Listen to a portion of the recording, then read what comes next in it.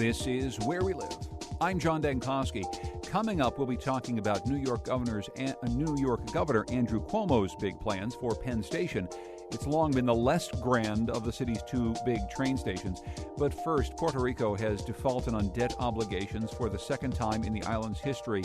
The island's governor is asking for assistance from the federal government, and some members of the state's congressional delegation have been trying to help. But the problems get to deeper issues than just the economy. They go all the way back to Puerto Rico's complicated relationship with the U.S. You can join this conversation, 860-275-7266. Again, 860-275-7266, especially if you have connections to Puerto Rico. Comment on our website, wnpr.org/where we live. You can find us on Facebook and Twitter at Where We Live. Coming up, we'll look at this complicated relationship from another perspective, that of people who come from the island to Hartford and bring with them a love for a brutal and outlawed sport. But first, Luis Figueroa is an associate professor of history at Trinity College. He's also a frequent panelist on The Nose, the cultural roundtable on the Colin McEnroe Show, heard on Fridays. Luis, welcome to the program. Thanks so much for being here. Good morning, and thank you for inviting me. So first of all, what does this default mean to Puerto Rico right now? What it means is that it puts the crisis in stark relief. The government shifted around some monies in order to avoid the full default, which would have been $1 billion. They still did not pay approximately $174 million. This has now resulted in some lawsuits by companies that are insurers of bonds, bond sales in Wall Street, but you know, going forward, the situation can be even worse because right now, even though the payments that are coming up in the next few months are not as large, in the summer there is a $2 billion payment that is due, twice as much as was supposed to be paid now. So in a way, it makes the case more stark for certain people because people hear the word default. It affects mainly big investors in Wall Street over the last, 10, 15 years. A lot of hedge funds bet on the Puerto Rican debt, and so they have heavily invested in it. But there are all kinds of funds. There are mutual funds, retirement funds, individual investors, a whole panoply of people who will be affected by this. And the implications are broader. So at one point or another, I like to address certain aspects of it and using the default case right now as a stepping stone to brief the audience on certain key aspects of the story that have developed, especially since the fall. Well, maybe you can do that now for us and talk it through, because it seems as though this story about a default, even regarding millions or billions of dollars, is just a symptom. It's just a part of a much larger sickness of the economy of the island. But maybe you can take us through a little bit of some of the ramifications and perhaps a little bit of the background here. Well, the governor of Puerto Rico began to rely heavily on borrowing to manage certain operations of the government, both of the regular services, what we would think here as the main government offices and so on. But also in Puerto Rico, there are certain public corporations that are government-owned, but they operate somewhat independently. The largest of these, which is a very important case for the debt situation, is the power utility, which was created as a government entity in the 1940s. That corporation itself represents about, its debt represents about, depending on how you look at it, 40% or half of the total estimate of $74 billion that has been calculated normally since the summer, although the numbers could be bigger now. The other similar corporations that deal with water and sewer services or health care or services to the municipalities and so on, it's a corporation that deals with financing the government. The government in Puerto Rico has a government-owned bank which handles all the sales of securities, of bonds, and there's a corporation that's separate that handles the finances related to the collection and distribution of certain sales taxes that go for the municipalities. So there are all these different entities that are public corporations that have been facing debt problems, but overall other issues related to revenue, to the corruption, in my view, of the administrations. The topic of corruption is something at one point I'd like to mention a little more about. So when you look historically, from around the 1970s, the government began to borrow more heavily. In the 1970s, in the context of the oil crisis, the world war crisis, the restructuring of the world economy that began in the late 60s, early 70s, the Puerto Rican government faced serious problems in terms of the slowing down, a contraction of the substantial economic growth that it experienced from the 50s on to the late 60s, early 70s.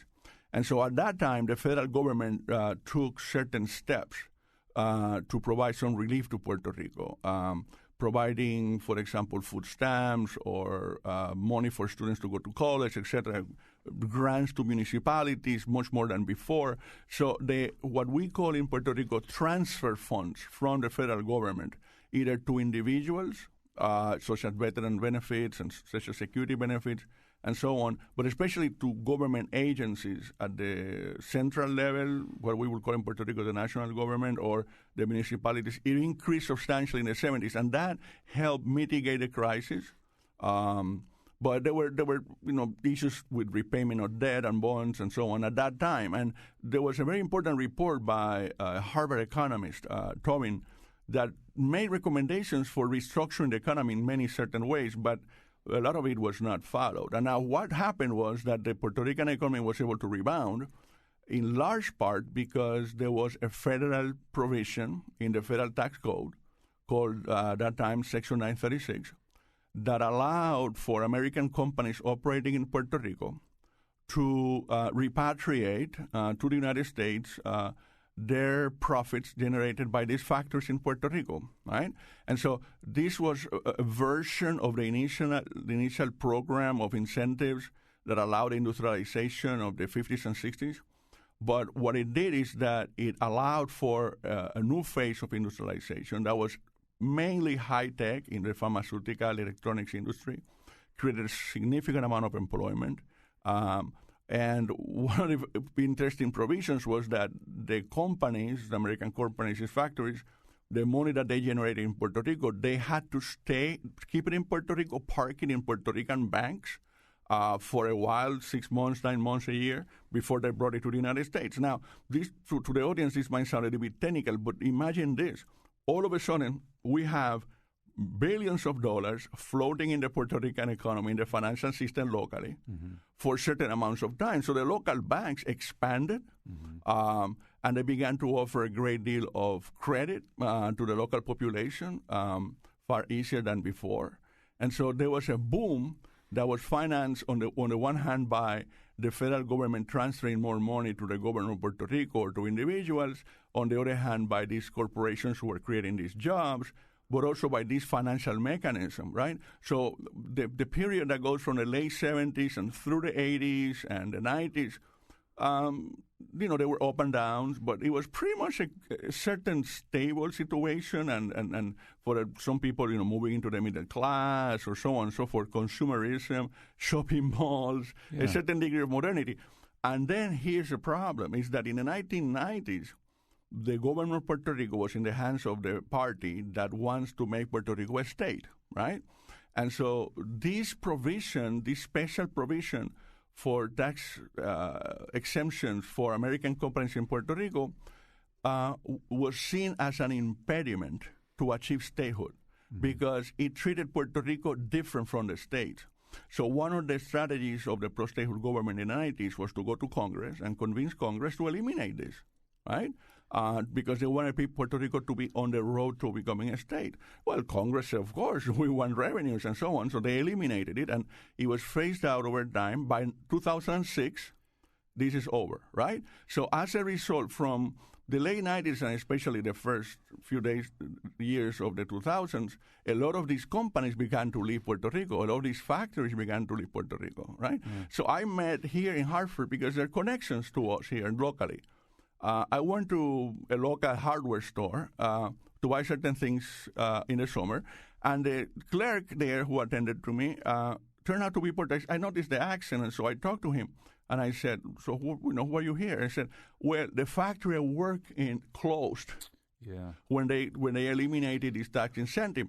And so what Puerto Rico has had since the 2000s decade is the loss of at least 10% of the population. We're talking with Luis Figueroa, who's an associate professor of history at Trinity College, and we're talking about the Puerto Rican debt crisis, but also the larger economic crisis. And you've been telling us about the roots of this crisis, and it's a fascinating and it's an unfortunate history. And in your answer, Luis, you talked about corruption, you talked about too much borrowing, you talked about the problems that can come with government-run utilities and government-run banks, of course, out-migration, but so much of it stems from this one piece of the story, which is, for a time, the island was governed by people who wanted to make it a state. Yeah. There are also a number of people who would like to see it be an independent state, an independent country. Yeah. And there are many people who would like to see it retain its Commonwealth status with a different type of organization than the one it currently has with the United States. Yes. Is the root of the Puerto Rican problem right now our inability as a country, the United States, to decide what the hell to do with Puerto Rico? Yes, that's a very good question and a very good way to frame it, John, because first of all, so the people know, there was a time in the 1930s and most of the 40s when the largest political party in Puerto Rico wanted independence, right? Then after World War II, that party changed and decided to move in the direction of some kind of an autonomy, as they call it, self-government. And I'm going to put the word negotiated within question marks, but somewhat they negotiated some kind of a rearrangement with the Truman administration that allowed Puerto Rico to have its own constitution, form of self-government, and so on. In the process, through the 50s, 60s, into the 70s, the pro-statehood movement grew while the pro-independence movement actually first stagnated and then declined. It had a little brief resurgence, but very small in the 60s and 70s. The people who want independence in Puerto Rico, a lot of them don't vote, so the estimates are very difficult, but I would say like maybe 8-10% of the population really is for independence, ultimately. But the pro-statehood and the pro-Commonwealth or pro-autonomy are pretty much even, right, since the 1970s. And so there's this tug of war between these two parties, and they face significant challenges in relation to the United States government, regardless of the administration, regardless who is in power in Congress, right? Is the reluctance of the American government, different administrations since then, in fact, since the late 50s, early 60s, to alter in any way, significant way, the relationship between the two countries, which is, for all practical purposes, a form of colonialism, really. And I could go into the details how I explain that later, but the statehood people have run into the problem that people in Congress and in certain sectors of the establishment in Washington reject the idea of statehood. One of the reasons being that Puerto Rico is a country that is a Hispanic country where most of the people speak Spanish as a primary language. Maybe 30-40% speak English, but their primary language is Spanish. And also, historically, Puerto Ricans on the island and on the mainland have supported the Democratic Party. So if you are Republican, the incentive to make Puerto Rico a Hispanic state where the majority of the people support the Democratic Party, that's not that great. But of course, one of the interesting pieces of this is this out-migration that you've already talked about, something we've seen and we've talked about on our program before. It's been so large in the last few years because of the economic crisis that states like Florida, which have long been hotbeds of Republican Party control, specifically in Latin American communities like the Cuban community. Now they're starting to turn more Democratic because more Puerto Ricans are moving to Central Florida because they can't live on the island anymore, and now it's changing American politics in Florida. Look, I always give you a personal example. On my father's family, my paternal family, I have a lot of cousins and so on. My father had a lot of siblings. So there are about 7 of my cousins, first cousins, who migrated to the Orlando region since around 2001, right? And then they have their children, and now some of them have grandchildren. right now, people don't know this, but the percentage of the population of Florida represented by Cuban Americans, right, always the largest by far, is now about 30%. The 2014 number for Puerto Ricans is 29%. Mm-hmm. Now, since 2014, a large migration continues. I mean, the government has estimated that maybe 75 to 100,000 people left the island last year. The majority of them, from my own experience, they are going to Central Florida, although there is now a distribution across other states. So as a result, Florida now is shifting because, like I said, there's a number of Puerto Ricans who vote for the Republican Party, but the vast majority vote for the Democratic Party, right? And they are not as conservative as in other aspects as some of the either local Hispanic population in Florida or the general population in Florida as a whole, right? So there are implications that go beyond what's happening in the island. I have to ask you before we run low on time, yes. What do you think the United States Congress or this Obama administration could do to help Puerto Rico? What could be done that is not being done? All right, so from the beginning of the crisis, when it really intensified at the beginning of last year and through the summer, the Puerto Rican government requested from the federal government that it pass legislation that would allow Puerto Rico bankruptcy protection, like the bankruptcy protection available to municipalities, for example, Detroit in the United States, right? So the Obama administration dragged its feet in doing almost anything regarding the Puerto Rican crisis. I was part of a meeting with Senators Blumenthal and Murphy in August where we pleaded for them and they submitted legislation. And finally, the Obama administration issued a report in the fall. But Congress is not moving. Now, what is interesting, though, is that both the Obama administration and in Congress, they are saying, okay, we might take some measures. They're dragging their feet, but we might take some measures. We might create a new special law that would allow territories to declare bankruptcy. But we will impose on Puerto Rico a financial oversight board that will rule Puerto Rico's finances for whatever number of years, right? And so the government in Puerto Rico has proposed a version of this, but controlled by the Puerto Rican government. Now in Puerto Rico, this has created a big political crisis because this sounds a lot like what the United States used to do in Central America, in other parts of Latin America in the early 20th century, taking over and ruling the countries and so on in a direct way. It's a more colonial intervention than we've had since at least the 1950s. And by the way, parallel to this, most people don't know, there is a case that was just argued in the Supreme Court, right?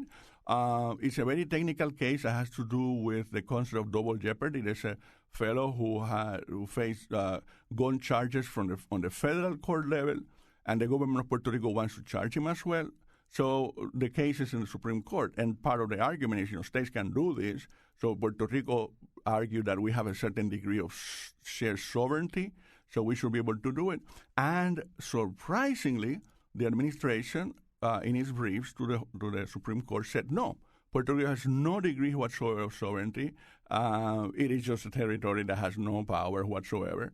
And so what it does is basically undermine the foundations of the notion of self-government and Commonwealth that have existed since the 1950s, even though a lot of us have criticized what existed before. But now it's so stark the way it evolved in the last, literally, since October. First, the Obama proposal of the oversight. In Congress, the Republicans won the oversight board. And now this case in the Supreme Court saying, no, you are a colonial territory. So we just have a minute left, Luis. Yeah. And given that last bit of information and how the Obama administration has grappled with Puerto Rico or not, really, and how the Congress certainly doesn't seem willing to do much of anything. Are you hopeful that there is some sort of a good next outcome for Puerto Rico at all? No. The only good outcomes in situations like this happens when, unfortunately, the crisis becomes more acute and people on the island, there might be some level of political mobilization, unrest, and so on. When there was unrest in the 30s, the federal government acted. When there was unrest in the late 60s, early 70s, the federal government reacted. So that's something that could happen. And I don't see Puerto Rico having bottomed out not only the fiscal economic crisis, but the political crisis is actually intensifying right now. And the other thing that could happen is only if Puerto Ricans on the mainland were to come together and organize and present themselves as a bloc, especially given now a role in a swing state in Florida. Those are the only ways in which I could see this improving. But personally, I don't see it improving substantially in at least 2 or 3 years, to be fairly honest with you. Mm-hmm. I'd like to have you back again and maybe get an update because there's far too much to talk about. Luis Figueroa is Associate Professor of History at Trinity College. He's also a frequent panelist on the Colin McEnroe Show. Luis, good to see you, and thank you so much. Thank you. Thank you for having me. Coming up next on the program, a local filmmaker makes his own connection to Puerto Rico through the underground world of cockfighting. That's coming up next, Where We Live.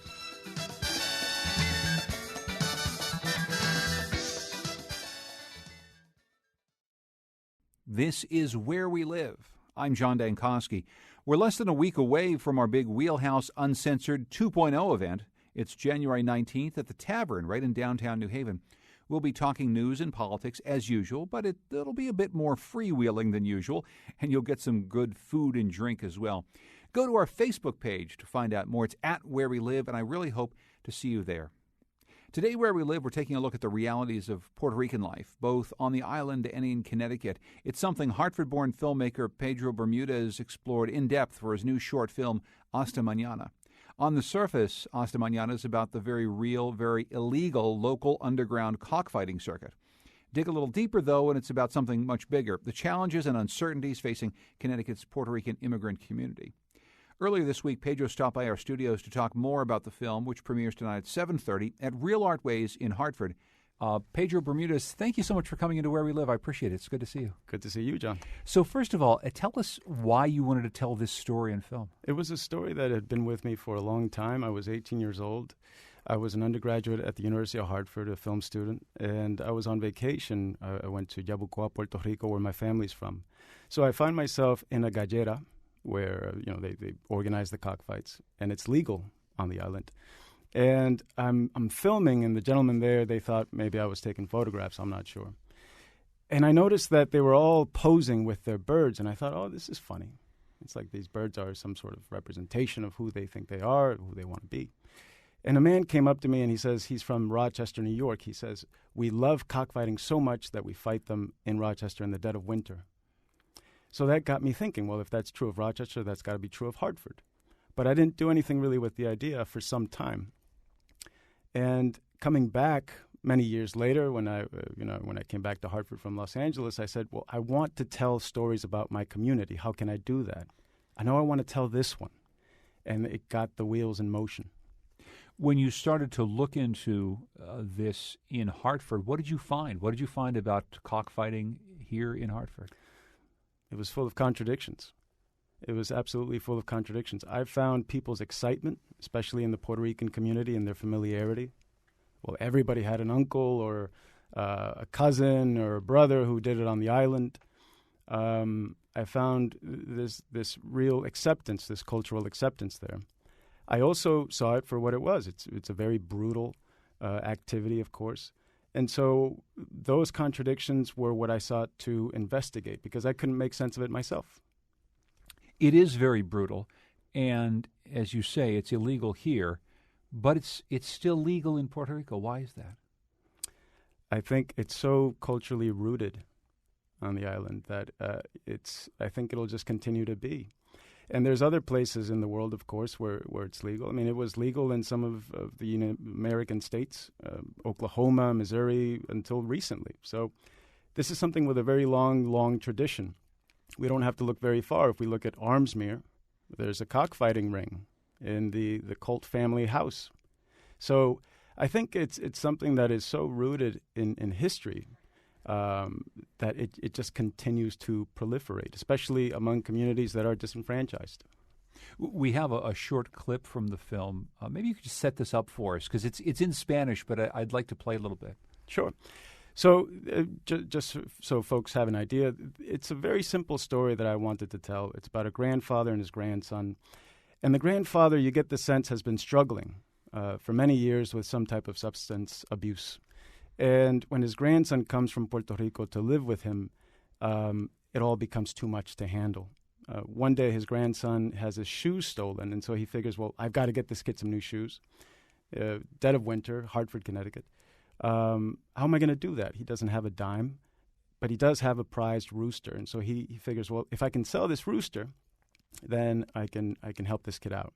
So the clip that we're going to hear takes place in Los Cubanitos Bakery on Park Street, where we filmed, and he visits a man there named Don Luis, the owner of the bakery in the film, and he says, "Look, I've got this incredible animal. Will you buy him from me so that I can help my grandson?" And that turns into a sort of memory, a trip down memory lane when Don Luis remembers who Victor is from many years back from the fights, and he insults him. And so that sort of launches the film in a new direction. No lo ponga ahí, que me va a dañar eso, pónmelo acá, chico. Ok, ábreme la caja. Te digo esto para pensar. Ayúdame con la caja. Le hago precio bueno. ¿Cuánto? 150. Estás loco, chico. Nunca has perdido. Pues entonces juégalo tú. ¿Dónde? ¿Cómo dices? ¿Cómo se pelea? Este muchacho no se calla, me rayo. No te preocupes, aquí en la bodega, en la esquina. Toma. Siéntate. No, pero es que hace tiempo que yo no he jugado, ¿sabes? Es un peligro, ¿tú entiendes? Ahora es que yo me acuerdo de ti. Sí, claro. Sí. ¿Y si lo vende? Sí, si no lo vende. ¿Qué vas a hacer? ¿Curarte ahí con ese dinerito por ahí? In that scene that you describe, essentially the old man he's kind of insulted twice. He's insulted by Don Luis, the owner, but he's also insulted by his grandson, who essentially speaks up and is wondering why they can't fight the rooster themselves. Right.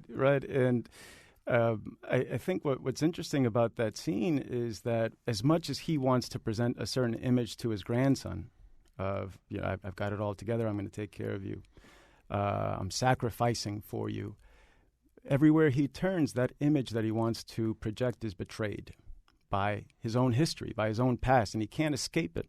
And so that really forms the frustration of this character, of Victor. And of course, it tells another important story, which is the move that people make, sometimes many times a year, and sometimes very young children like the one depicted here, back and forth between the island and a city like Hartford. This is a fact of daily life for many Puerto Ricans who live in Hartford.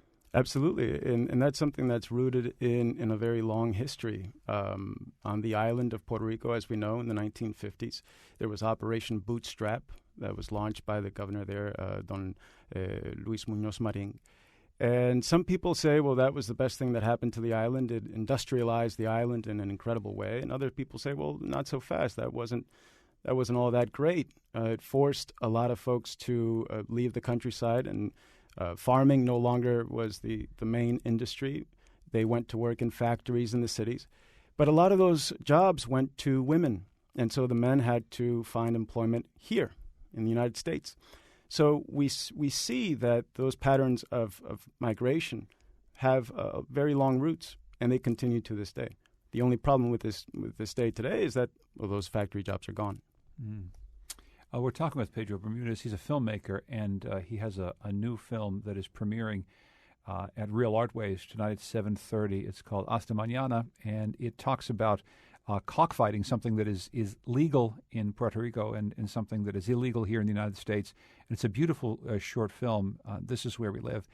In this movie, you actually depict two roosters fighting, and I'm wondering how you went about doing that.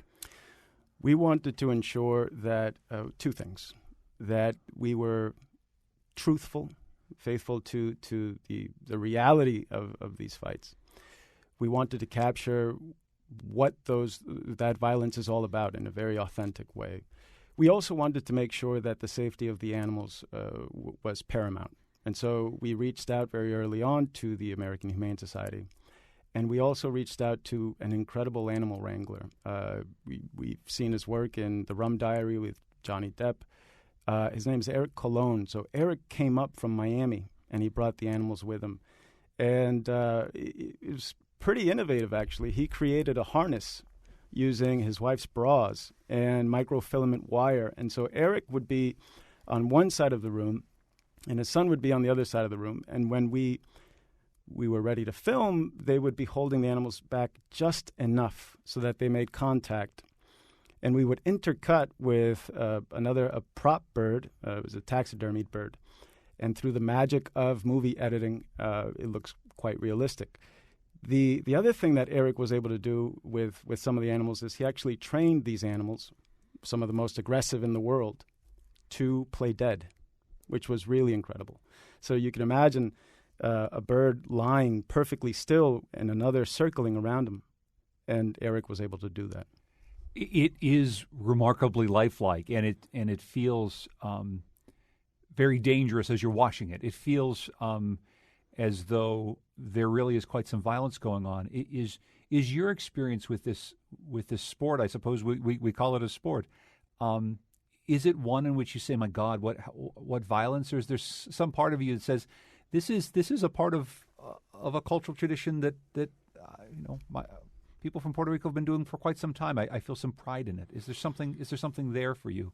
Well, what you bring up is, it's absolutely brutal, but it's complicated. Mm-hmm. It's very complicated. It is absolutely brutal, and at the same time, I do see where it comes from. I do see, at least in the eyes of these men, I see the pride that they have with regard to their roosters and how they're able to train them. And so I see all of that. And I think in many ways, to answer your question, the film allowed me to investigate my own conflicting emotions behind the sport because, as I mentioned before, I couldn't, and maybe I even still can't, make full sense of it. Well, why does it continue? Why does it have the significance that it does for these men? What I wanted to do, though, was to truthfully, honestly, portray as many different sides of that whole equation as possible and invite the audience to make their own assumptions.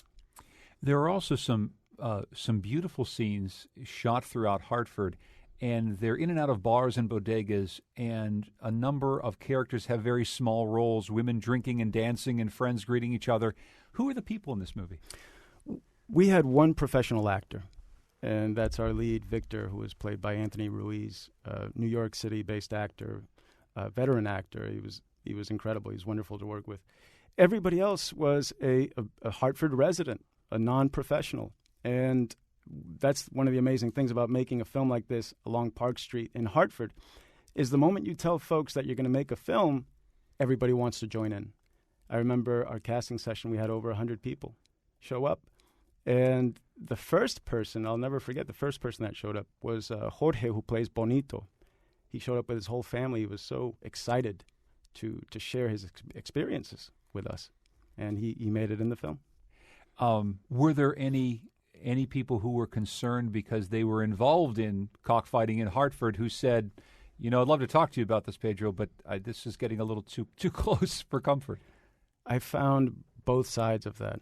I found folks that were very proud and wanted to share all of their experiences, and I found other folks who weren't so available. They were pretty hesitant, and that was interesting in and of itself. The character we heard from earlier, Don Luis, the older gentleman who the grandfather tries to sell the bird to originally, at one point he says he's not really in the game anymore. He says something to the effect of, it's soiled, the game is soiled now. What did he mean? Well, it was something that I heard in the Gallera in Puerto Rico, and it struck me. It was interesting talking to these older men who were there, and they were setting up fights with other men. They would say, "Well, this is a gentleman's sport. This is a game for gentlemen." But they would also add, "But it's not like it used to be." And I think what they saw was the threat of new folks coming into the game. Again, if we want to call it a game. And they were maybe they were a little suspicious of the younger generation coming in, because you have to remember that, well, on the island it might be different, but at least in the United States, if you're doing this, you're doing it illegally. and you're doing it, placing yourself in a great deal of legal danger and all sorts of danger, beyond what's going on with these animals, of course. I just have two other questions for you, and one has to do with the city of Hartford itself as a backdrop for a film. You mentioned that you first thought of this when you heard about cockfighting happening in Rochester. And Rochester is a place I wouldn't necessarily think that this would be going on. And I think for many people nationwide, as they may see this film, they would say, I didn't know that Hartford was a place where this might happen. I'm wondering your thoughts about telling a story about a Hartford that really does have these many, many layers, that is such an important part of the Puerto Rican community, that has all these layers beneath just what we would see if we walk down Park Street in the middle of the big Puerto Rican neighborhood in Hartford. That was one of the interesting things for me doing this film, is that there's no real marker that says you're in Hartford. Now, of course, when a Hartford audience sees it, of course it's singularly a Hartford story. But I wanted to remove anything that says, well, this takes place only in this city. As I said, a gentleman comes up to me and says, I'm from Rochester, and we do it there. So if that's true of Hartford and that's true of Rochester, well, then we've got to figure that's true of many other places. And I wanted to tap into that sense of this underground culture among Puerto Ricans and all throughout the United States. If, in fact, they are in disenfranchised communities, if they are living in some inner city, well, probably this might be something that they are culturally connected to. For some, of course, for a small population. But the point is, it exists. Mm. Why Hasta Mañana? Because I thought it was hopeful. I got that from, there's this great Ismael Rivera song, and they might not have anything, but they'll have tomorrow. And at the end of the film, I wanted to express that for these folks who don't have any money. They may not even know how they're going to eat tomorrow, but they'll have each other. So that's why. Pedro, thank you very much for sharing the film with us, and congratulations on your premiere. Thank you so much, John. Hasta Mañana was commissioned by Real Artways with support from the Edward C. and Ann T. Roberts Foundation. The film premieres tonight at 7:30 at Real Artways in Hartford. For more information, go to our website, WNPR.org. When we come back, New York Governor Andrew Cuomo has some big changes planned for Penn Station in New York City. We'll find out what they entail and how they affect Connecticut. It's the first installment of our new Zoned series featuring WNPR blogger Heather Brandon. Join our conversation, 860-275-7266. If you've got thoughts on a new Penn Station, comment on our website, WNPR.org, or you can find us on Facebook and Twitter at Where We Live. We'll be right back.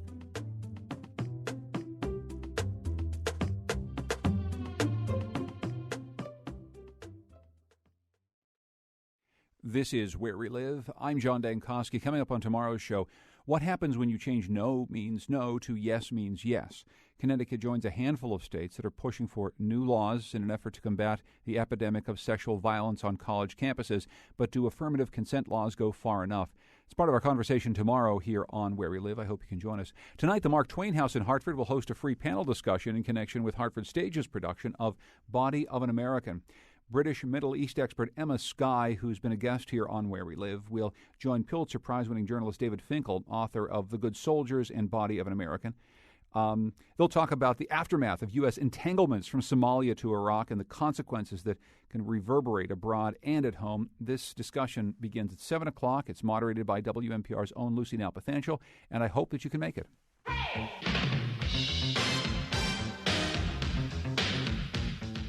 New York Governor Andrew Cuomo has some big changes planned for Penn Station in New York City.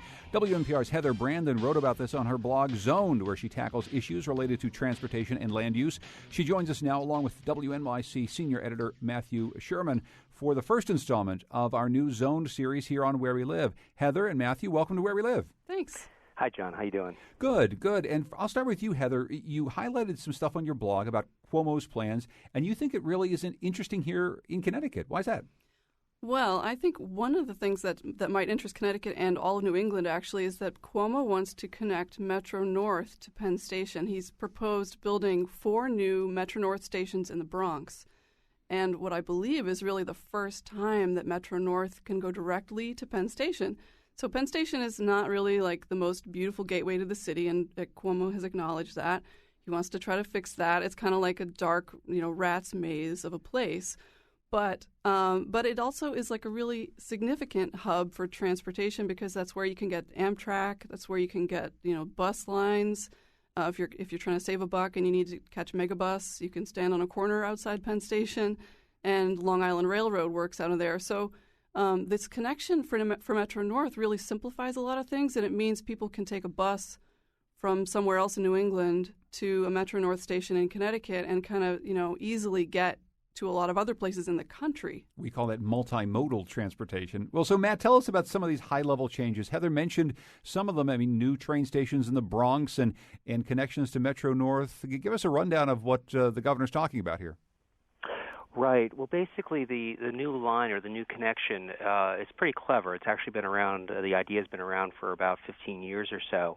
And it would tap the Metro North New Haven line into Amtrak's line, which goes actually from the Bronx into Queens and then from Queens into Manhattan, unlike the New Haven line now, which goes directly from the Bronx down Manhattan, down Park Avenue. So that's would only require about 3 miles worth of new track, and then add those stations so you could pick up some extra passengers in the Bronx. But the other thing that he's working on, the part of it that's really gotten a lot of attention down here, is to redevelop Penn Station itself. It once was this grand Beaux-Arts landmark, was torn down in the early 60s, and basically subverted below Madison Square Garden. And so he's put out a couple of different options that would essentially try to bring more sunlight down into the tracks, reconfigure a lot of the concourses down there, and make it a more pleasant commuting experience. Here's the governor talking about Penn Station in his State of the State address just yesterday. The mass transportation access point in New York City is Penn Station. Penn Station is grossly over capacity and underperforming. Penn, in a word, is miserable. Amtrak owns it. It is un-New York, it is unwelcoming, and it is unacceptable. If Vice President Biden was critical of LaGuardia Airport, we're only lucky he didn't take a train and land at Penn. So, Matt, that's the governor talking about it. As much as any of these plans may improve access, or it may improve ways for us in Connecticut to get into the city, what he seems to be talking about is just how ugly the building is. Is that really at the root of it? Well, it's definitely one piece of it. People have been complaining about Penn Station ever since the original one was torn down. It's hard to navigate, it's dark, it's miserable, it's crowded, all those things that he talked about. And you may know that there has been a different plan, a similar plan on the drawing board for about 20 years. Senator Daniel Patrick Moynihan came up with this idea of converting the post office across the street from Penn Station, which is similar in many ways to the original Penn, built in the 1910s. And since the same tracks run underneath Penn as run underneath this post office, you basically just need to build staircases down from the post office to those platforms that are already there. That is, however, a pretty large undertaking. They have begun construction on part of that already. It's supposed to open later this year.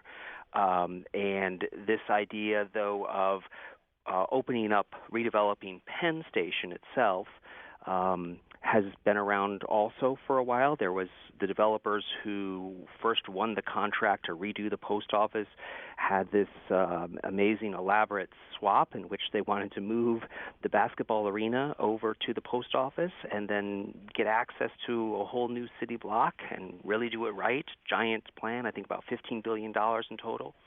That collapsed. And so one of the options that the governor is throwing out there now are some more modest ideas, such as instead of moving the arena itself, which is giant, move a theater underneath the arena which is, though, underneath the arena, is still actually above the train station, and then you'd almost be able to, get some light and air in underneath the arena and down to the train station part of it. And WNYC has a really cool Penn Station timeline that you can find on our Twitter feed at Where We Live. Matt, one of the things Cuomo has proposed is this idea of a rail tunnel under the Hudson, and he's also suggested a new track for LIRR. Can you talk a little bit about why he wants to do that, what problem he's looking to solve there? The tracks under the Hudson are heavily used actually by New Jersey Transit. About 100,000 commuters a day go through these just two rail tunnels. And it's shared with Amtrak, and especially since Sandy, they have been complaining that there are more and more electrical problems, more and more delays. But it was always at capacity, and New Jersey Transit has the worst delays of any of the commuter railroads in the region. So they really need another tunnel. And there was a project underway to build another tunnel, and then Governor Chris Christie of New Jersey killed it a few years ago. And since then, Amtrak has tried to revive that idea, the Federal Transportation Department, and Governor Cuomo has now embraced it as his own plan, but I have to say at first he said, it's not my tunnel, and he didn't want to put any New York money into this project. He's now relented some, and now, along with New Jersey, says that the states will pay for half of it, and the feds hopefully will pay for the other half.